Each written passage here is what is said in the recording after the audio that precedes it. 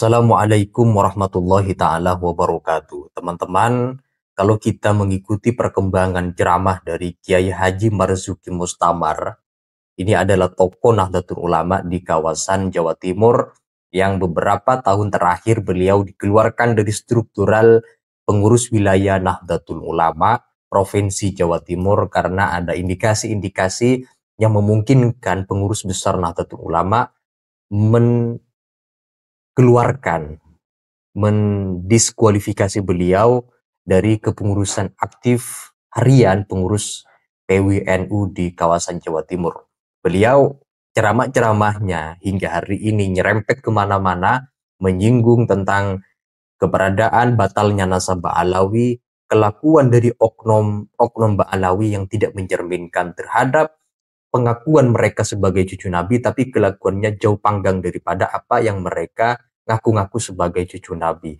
Ceramah Kiai Haji Marzuki Mustamar hampir dapat dipastikan ini merupakan satu kritikan pedas kepada oknum Ba'alawinya secara personal maupun juga kepada sebuah bani yang bani itu diragukan oleh Kiai Haji Marzuki Mustamar kalau mengaku sebagai cucu Nabi karena secara nasab genealoginya ke atas bermasalah, tidak bisa dibuktikan secara ilmiah. Bahkan ceramah Kiai Haji Marzuki Mustamar juga membongkar tentang khurafat, halusinasi, doktrinan yang menyesatkan terhadap umat terutama bagi kalangan warga Nahdlatul Ulama di arus bawah. Nah, untuk itu teman-teman mari kita simak ceramah yang luar biasa dari Kiai Haji Marzuki Mustamar. Mari kita simak dalam video berikut ini. Zamannya belum jauh dari zamannya Rasulullah Sallallahu Alaihi Wasallam. Hadirin rahmakumullah, pondok untuk memastikan ilmunya bersanad tidak hanya cukup ngaji kitab lawas. Andai sekarang beberapa kitab itu mengalami editing, mengalami tashih sesuai dengan versi pengedit, sesuai dengan versi yang mesan, panjenengan kalau baca Sahih Bukhari tashihnya Albani beda sangat dengan Sahih Bukhari tashihnya Ibnu Hajar Al-Asqalani. Nah, kalau ada sekian banyak Sahih Bukhari Muslim tafsir bergaya modern berwarna putih, nggak kitab kuning, maka di pondok-pondok sama-sama di Umul Qura ngaji Bukhari, di Lirboyo, di Ploso, di Langitan, di sini ngaji Bukhari, tapi beda. Di sini Bukhari yang lawas, di sini Bukhari yang kitab kuning, yang merujuk kepada makhtutot lawas tanpa ada edit-edit. Yang Timur Tengah saya punya Sahih Bukhari versi Arab, itu hadis yang hilang ada 15 lebih, puluhan hadis yang hilang, dan mereka menyebutnya itu juga Sahih Bukhari. Sungguh pondok pesantren salaf kayak Buntet benar-benar jadi pilihan. Kalau kita khawatir ngaji di tempat lain hadisnya sudah dikoreksi, hadisnya sudah diedit atau dikurangi, maka ngaji di pondok salaf, kiainya megang kitab kuning lawas, itu kitab kuning yang belum diudik-udik. Apa diudik-udik? Apa kiai? Kitab kuning yang masih asli. Kepengen dapat asalah orisinil, ilmu orisinil, lafaz orisinil, pilihannya harus ngaji ke pondok salaf. Allahumma shalli ala sayyidina Muhammad. Saya dulu alumni Jamiatul Imam Muhammad bin Saud, sama-sama ngaji Riyadhus Shalihin di pondok salaf, ngaji Riyadhus Shalihin. Ternyata ada saja kalimat yang beda. Kalau di kitab kita yang kitab kuning disunnahkan ziarah ba'dal haji ila qabrin Nabi sallallahu alaihi wasallam, tulisan di Riyadus Shalihin, ziarah ila qabrin Nabi. Man hajja walam yazurni faqad jafani. Siapa yang haji enggak menziarahi aku, berarti dia sakru dengan saya. Tapi yang versi Saudi sama-sama Riyadus Shalihin, tulisannya bukan ziarati qabrin Nabi, tapi ziarati masjidin Nabi. Lafaz qabri diganti dengan masjidin Nabi. Bagi mereka ziarah Nabi enggak sunnah. Yang sunnah itu ziarah Masjid Nabawi. Padahal dulu ketika Madinah jadi Yathrib, nggak ada apa-apanya. Mungkin juga kurang berkah. Yathrib Madinah menjadi berkah karena ada jasad mulia di situ, jasadnya Rasulullah Sallallahu Alaihi Wasallam. Aneh kalau Madinah menjadi mulia karena Nabi ada di situ, lalu orang mengatakan nggak perlu ziarah Nabi dan cukup ziarah ke Masjid Nabawi. Sekali lagi, pastikan anak kita ngajinya di pondok salaf, ngaji kitab yang sama, dibacakan oleh kiai di pondok salaf, lebih orisinil, lebih asli, benar-benar amila amalan alaihi amruna, bukan amila amalan laisa alaihi amruna. Itu di pondok pesantren. Allahumma shalli ala sayyidina Muhammad. Dan akibatnya sama-sama ngaji itu kadang karena kitabnya cetakan beda, yang ngajar juga beda, kadang pahamnya juga beda, ideologinya beda, menghasilkan ilmu amal perilaku yang beda. Kita ngaji Bukhari, teman-teman salafi alumni Jami'ah Muhammadiyah juga ngaji Bukhari, tapi mereka Fatihah tanpa bismillah. Kita yang ngaji Bukhari Fatihah pakai bismillah. Sama-sama dalil. Mana yang lebih orisinil? Kita. Karena mereka kurang fair, kurang terbuka terhadap Sahih Bukhari nomor 5046. Su'ila Anas an qiraati Rasulillah. Anas ditanya, bagaimana sih Rasul membaca Fatihah? Anas menjawab, kanat qiraatuhu maddan. Bacaan Rasul itu per ayat panjang-panjang. Summa qara'a, lalu Rasul membaca bismillah. Itu Bukhari itu, pakai bismillah. Ngajinya sama, kitabnya sama. Yang ngaji di pondok salaf nggak ada satupun ilmu yang hilang. Semuanya tersampaikan secara fair, secara terbuka, secara amanah. Bukhari 5046, Nabi Fatihah basmalah.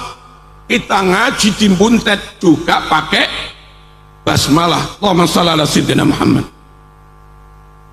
Bukhari 1001, hal qanata Rasulullah fi salati subhi qala na'am ba'da ruku'.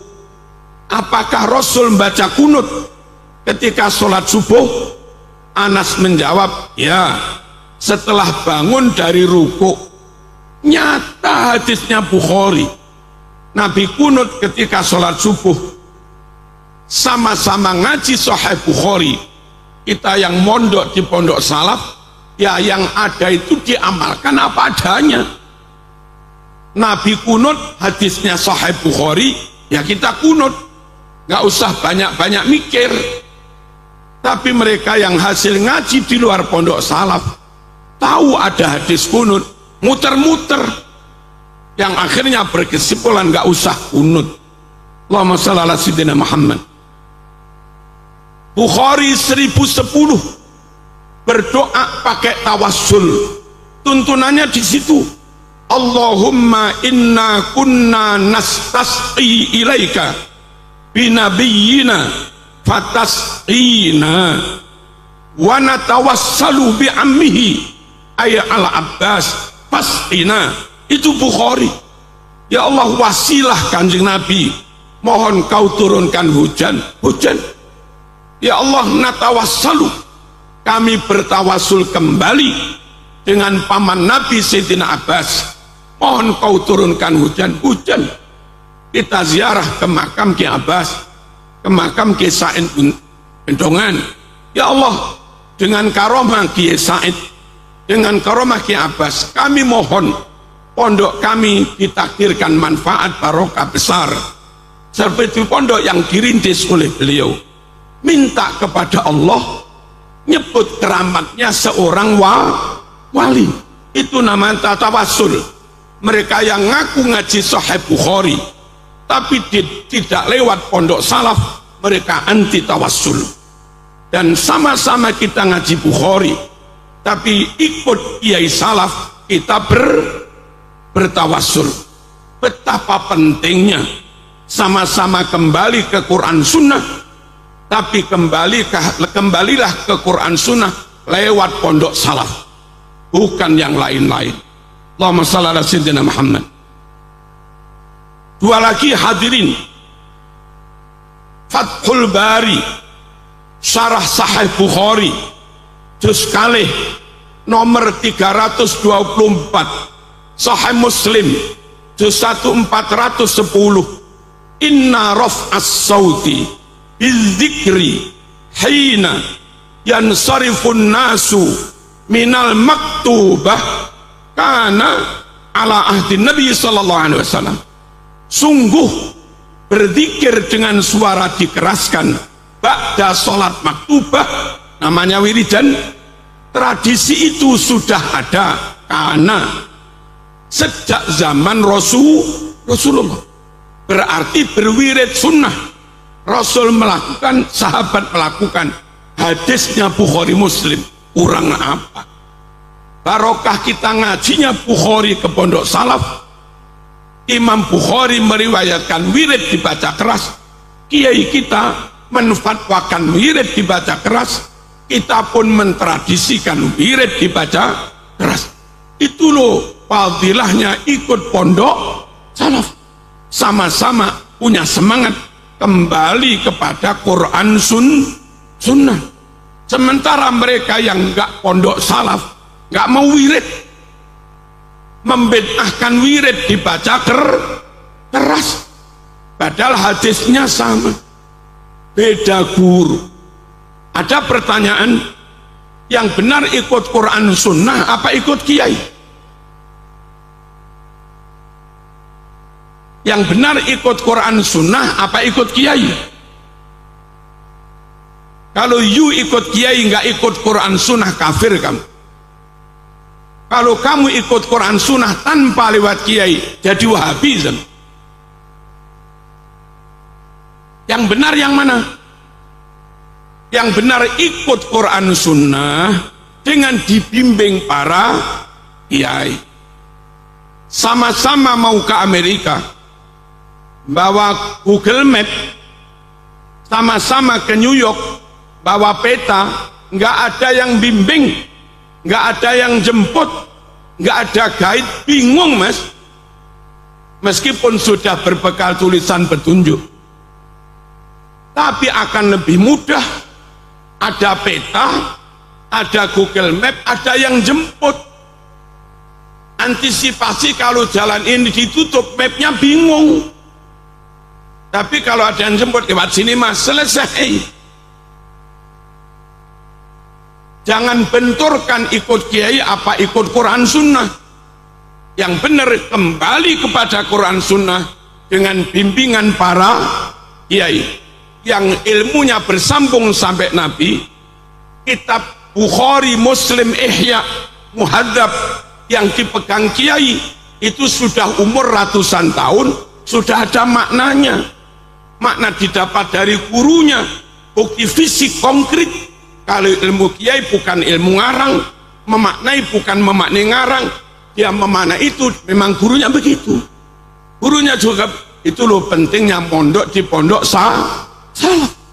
Dan nyatanya nggak ada satu hadis pun yang dikurangi kalau kita mondok di pondok salaf. Kalau ngaji kepada golongan modern, kitabnya sama, tapi kadang isinya beda.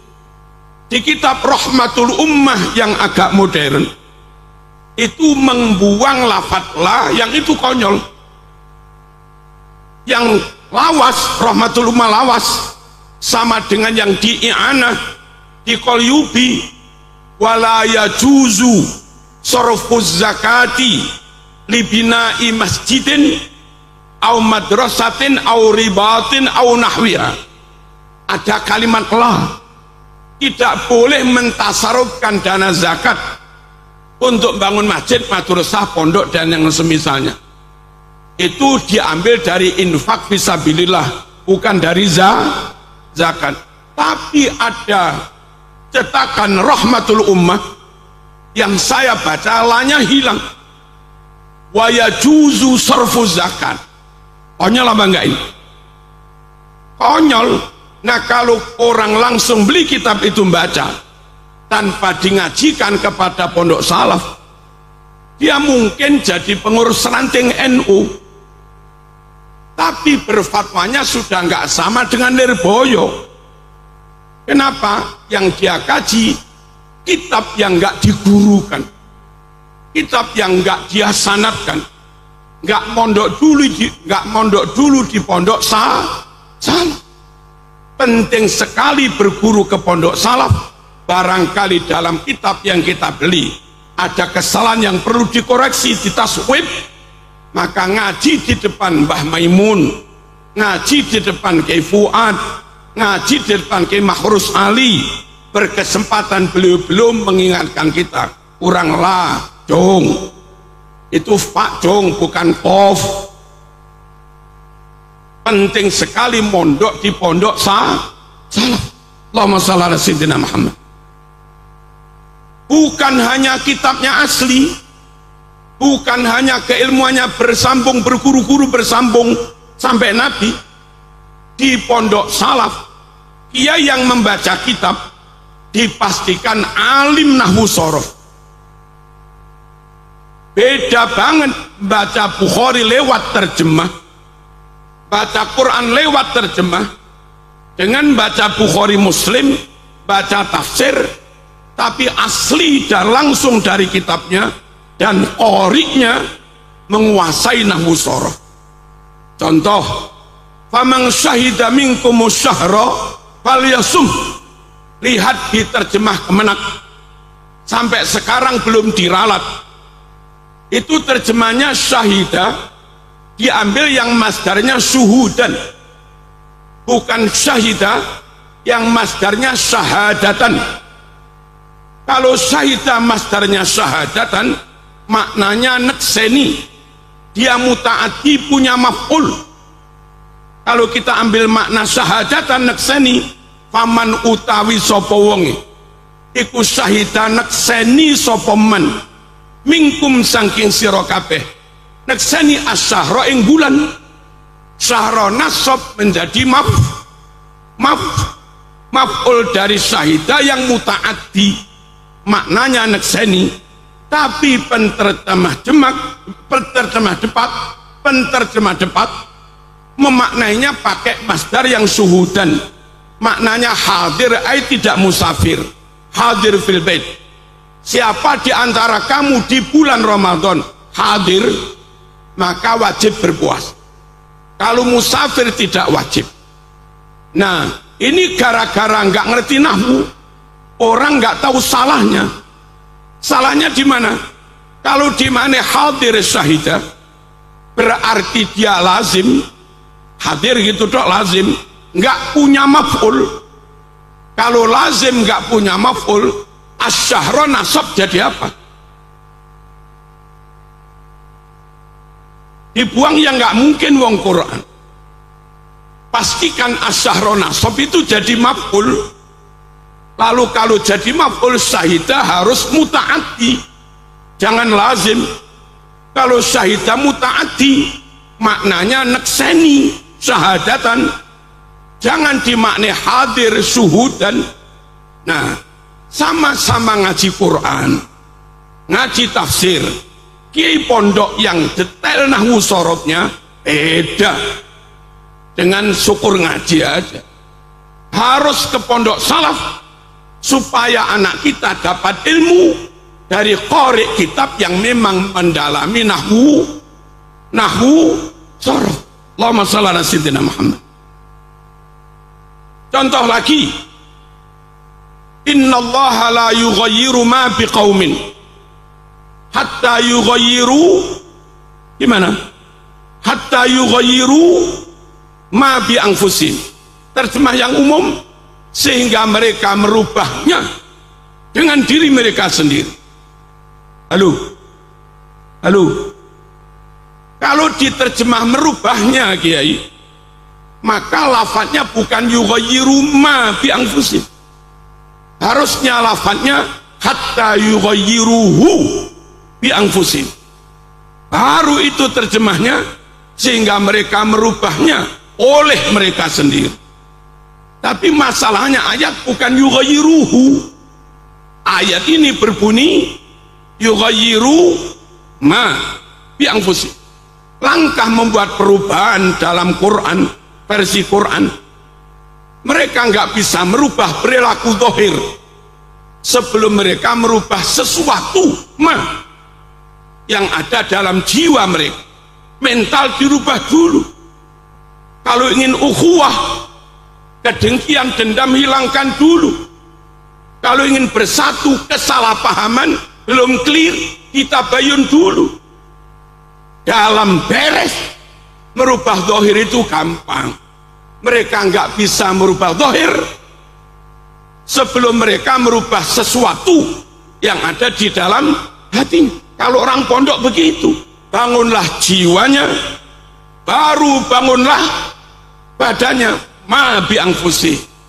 Nah, cuma wong yang nerjemah itu kurang ngerti nahwu sorof, tabrak saja sehingga mereka merubahnya.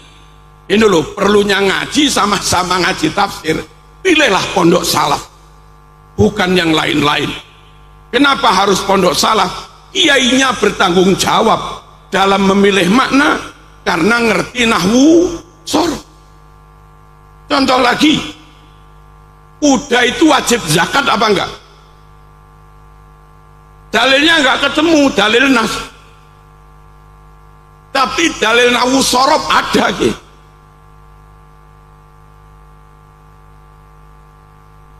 Unta wajib zakat, ada hadisnya, Bukhari. Kambing wajib zakat, ada hadisnya, Bukhari. Himar keledai enggak wajib zakat, ada hadisnya, Bukhari. Kuda ini enggak ada. Kuda yang enggak ada keterangan wajib zakat di Quran maupun hadis, itu ikut hukumnya unta, sapi, kambing wajib zakat, atau ikut hukumnya keledai, himar, berarti enggak wajib zakat. Imam Syafi'i cara mendalil pakai dalalatul iktiron. Kuda khail itu di Quran penyebutannya atof dengan sapi, atof kepada unta, atau atof kepada himar. Kalau disebutkan atof kepada himar, hukumnya sama dengan linier dengan hukumnya himar. Kalau di Quran menyebut kuda atof kepada unta, maka hukum zakatnya setingkat dengan hukumnya unta. Ternyata di Quran penyebutan kuda itu atof dengan himar. Wal khayla wal bighala wal hamira litarkabuha wa zina wa yakhluqu ma la ta'lamun. Kuda, keledai, himar, Quran menyebut berjajar. Kalau disebut berjajar, wajib semua, nggak wajib ya nggak wajib semua. Wong atof itu hukumnya mesti sejajar. Lah himar menurut Nabi hasil hadis Bukhari nggak wajib zakat. Maka wal khayla, kuda juga nggak wajib zakat. Ini kalau orang nggak ngerti nahwu sorof, buyar. Halo, ini panjangkan jenggot ini wajib apa nggak wajib?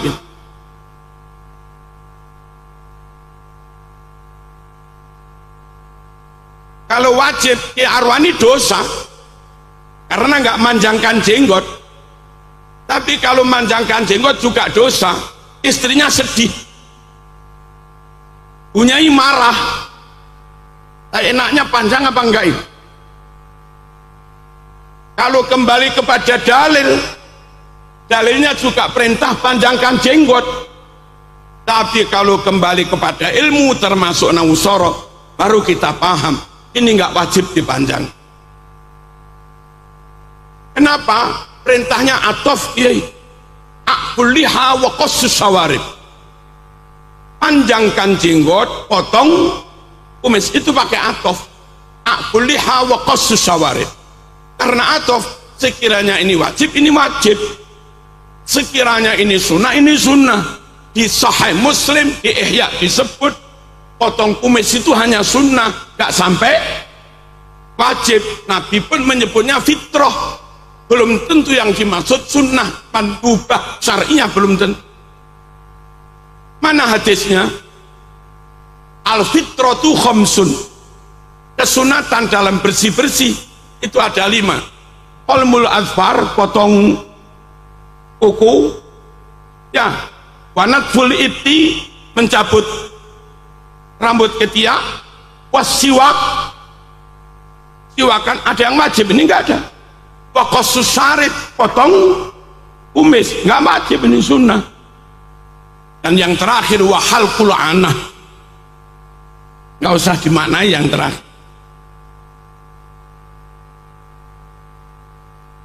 Allahumma shalli ala sayyidina Muhammad. Sorry, Nabi menyebut ini qassus sawarib, itu minal fitrah, bukan minal wajibat, sunnah. Kalau menurut Nabi potong kumis sunnah, nggak sampai wajib, maka atofnya akuliha juga tidak wajib. Lagi pula kalau melihat kronologi hadis, itu bukan perintah mutlak, tapi perintah muqayyad, perintah dalam rangka. Dalam Bukhari Nabi menyebutnya khaliful yahud, ada riwayat khaliful musyrikin. You harus tampil beda dengan orang Yahudi, you harus tampil beda dengan orang musyrik. Saat itu orang Yahudi panjangkan kumis, potong jenggot, supaya muslim beda, panjang jenggot, potong kumis. Lah sekarang panjang kumis, potong jenggot sudah tidak lagi menjadi ciri khas Yahudi. Salman Rushdie berjenggot, Albert Einstein berjenggot, George Soros ahli moneter dunia juga berjenggot, dan para rabi berjenggot. Nah, kalau kita sekarang berjenggot, itu semangat beda dengan Yahudi apa malah sama? Paham ya? Padahal perintahnya suruh beda. Khaliful musyrikin, khaliful yahud. Ini loh pentingnya harus mondok di pondok salaf. Dan sekiranya enggak keburu nikah, mondok yang lama meskipun sudah taman aliyah, masih ada ngaji kitab-kitab, pulang mateng gitu loh. Nah kadang kita ini masih taman aliyah sudah disuruh pulang nikah, ya ilmunya ya gitu-gitu aja, wong hanya dikit. Allahumma shalli ala sayyidina Muhammad. Orang yang tidak sholat, orang yang menyatakan iman ikrar syahadat tapi belum melaksanakan kewajiban sholat zakat, itu dosa besar apa murtad? Dosa besar apa kafir? Orang nggak sholat 5 waktu. Dosa besar apa copot imannya? Kita NU madhab Syafi'i mengatakan dosa besar. Kalau mati tetap wajib dimandikan, dikafani, disolati, dimakamkan di makam muslim. Kenapa pakai begitu? Pakai nahwu. Menurut surat wal asri, kalau pakai nahwu, iman itu lain dengan amal soleh. Amal soleh punya substansi sendiri, punya entitas wujud makna sendiri. Iman juga punya